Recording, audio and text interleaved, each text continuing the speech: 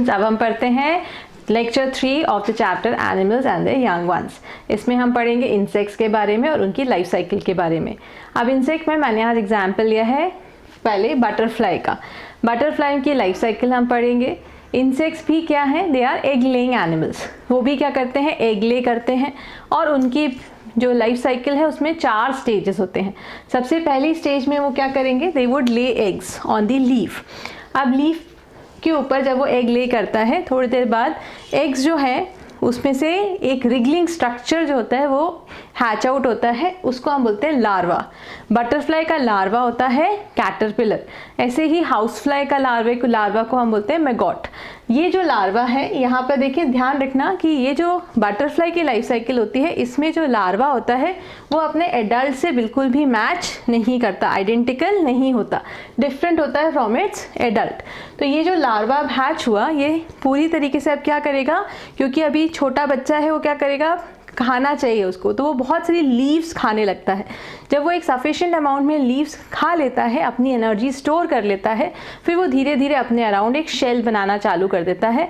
उस शेल को हम बोलते हैं कोकून। कोकून के अंदर जब वो रहता है तो उसे हम बोलते हैं प्यूपा। ये है हमारी स्टेज 3। तो स्टेज 1 में क्या हुआ था, बटरफ्लाई ने एग ले किया। स्टेज 2 में उसमें से लार्वा निकला। स्टेज 3 में प्यूपा बना। प्यूपा किसके अंदर था, कोकून के अंदर। अब उसके अंदर धीरे धीरे ट्रांसफॉर्मेशन होगा, उसमें ग्रोथ होगी, उसका डेवलपमेंट होगा और वो अपनी स्किन को शेड ऑफ करना चालू करेगा। और जो प्यूपा है वो किस में कन्वर्ट हो जाएगा, फिर एडल्ट बटरफ्लाई में। ये जो प्रोसेस है जिसमें ग्रोथ और डेवलपमेंट हो रहा है by subsequent change in the skin, by shedding of the skin, is known as metamorphosis. तो मेटामॉर्फोसिस में क्या हुआ, कन्वर्जन हुआ from pupa to adult butterfly. ये थी हमारी stage 4।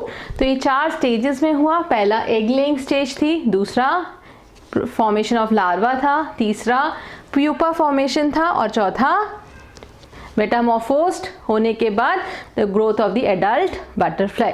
This was the complete life cycle of butterfly. इसमें larva किससे डिफरेंट दिखता है, अपने एडल्ट से डिफरेंट दिखता है। अब यहाँ पर नेक्स्ट हम पढ़ते हैं cockroach. Cockroach is again an insect, लेकिन यहाँ पर एक चीज़ ध्यान रखिए, कॉकरोच की सिर्फ 3 स्टेजेस में लाइफ साइकिल होती है। जैसे आपने बटरफ्लाई की पढ़ी 4 स्टेजेस में, लेकिन कॉकरोच की सिर्फ 3 स्टेज में लाइफ साइकिल कंप्लीट हो जाती है। यहाँ पर भी it is egg laying, because insects are all egg laying animals. वो एग ले करेगा, उसमें से जो लार्वा निकलेगा उसको हम बोलते हैं निम्फ। तो आपसे क्वेश्चन पूछा जा सकता है निम्फ किसका लार्वा है, so nymph is the larva of cockroach. यहाँ पर निम्फ जो होता है that is identical to the adult. Butterfly में आइडेंटिकल नहीं था, कॉकरोच में निम्फ आइडेंटिकल होता है। निम्फ के बाद अगेन उसमें स्किन की शेडिंग होगी, जो शेडिंग होती है उसको बोलते हैं मोल्टिंग। तो धीरे धीरे अपनी स्किन को शेड ऑफ करता है, उसमें मोल्टिंग होती है and it forms the adult cockroach. This is stage 3. So this is the complete life cycle of insects. Similarly, we will study the life cycle of frog and other animals. So stay tuned, keep learning, keep watching. Thank you so much.